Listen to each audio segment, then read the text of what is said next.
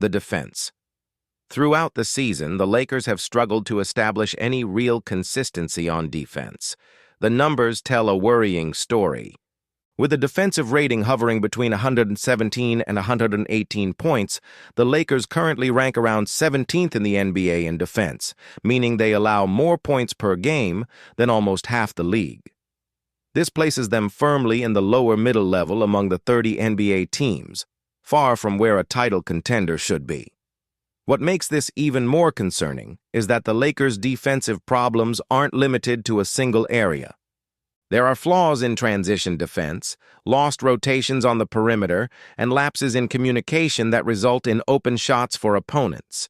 Night after night, the team concedes scoring runs that completely change the course of games. And in a Western Conference where margins are minimal, these defensive flaws often make the difference between a win and a loss. But defense is only half the problem. Another major weakness, which quietly hurts the Lakers in the same way, is their bench production. This season, the Lakers are among the weakest teams in the league in terms of points scored by their second unit, averaging only about 25 points per game coming off the bench. Compared to the top NBA teams, this number is significantly below average. The lack of impact from the bench creates a dangerous chain reaction. Starters are forced to play longer to keep games competitive. Fatigue accumulates over time. The margin for error disappears. And perhaps most worrying of all is that the risk of injuries increases as the season progresses. In other words, the roster lacks depth, and without depth, consistent success becomes almost impossible. So, naturally, the conversation turns to the most crucial question of all. What do the Lakers really have to offer at trade deadline? Under the direction of general manager Rob Pelinka and coach J.J. Redick, the Lakers are operating with a limited but still functional set of trade assets. The most valuable piece on the table is a future first-round draft pick, projected for 2029 or 2031, depending on protections and flexibility. In addition, the Lakers have several contracts that could be useful for salary matching or short-term value, including those of Rui Hachimura, Gabe Vincent, and Maxi Kleber. These contracts give the Lakers a way to initiate conversations, but don't guarantee success. The truth is, the Lakers don't possess many assets compared to other teams in the league. This reality has forced the front office to explore more difficult and emotionally charged options. As a result, other names have emerged in trade discussions, players who are part of the team's present and possibly its future. One of these names is Dalton Knecht, a young player with great development potential. Another name, much more delicate, is Austin Reaves. Although Reaves is beloved by fans and respected internally, league sources have indicated that his name has at least been mentioned in exploratory talks. Not because the Lakers want to trade him, but because his value could help make a deal viable that addresses several deficiencies at once. And then come the rumors, constant, intense, and inevitable. One of the most frequently mentioned targets is Jonathan Kuminga. It's known that the Lakers are closely monitoring his situation, considering him a versatile athletic forward with great potential. However, to date, there is no deal close to being finalized, and any possible transfer would require complex negotiations. Another name at the top of the Lakers' wish list is Herb Jones. Widely considered one of the best perimeter defenders in the NBA, Jones represents exactly what the Lakers lack: defensive grit, versatility, and the ability to guard elite forwards. Acquiring a player like him could instantly elevate the team's defensive identity, but the cost would be significant. There's also Michael Porter Jr., an elite scorer capable of spacing the floor and creating offensive plays beyond the starting lineup.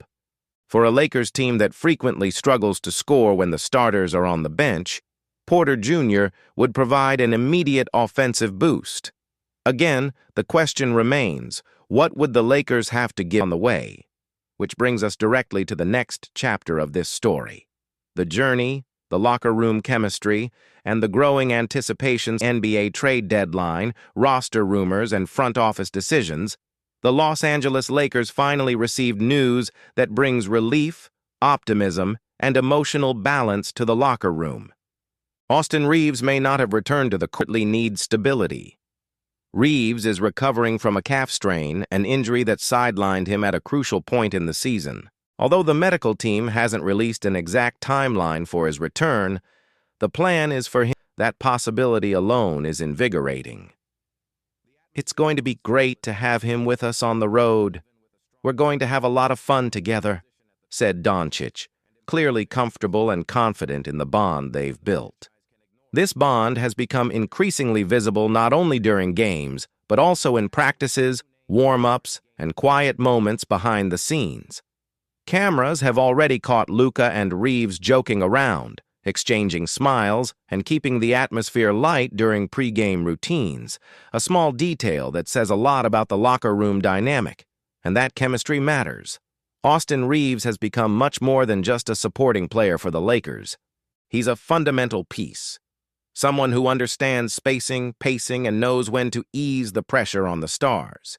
His ability to create plays, make decisive shots, and make intelligent decisions often stabilize the offense in chaotic moments. His absence is sorely missed. Beyond the impact on basketball, Reaves' presence on the bench and during team meetings brings emotional balance.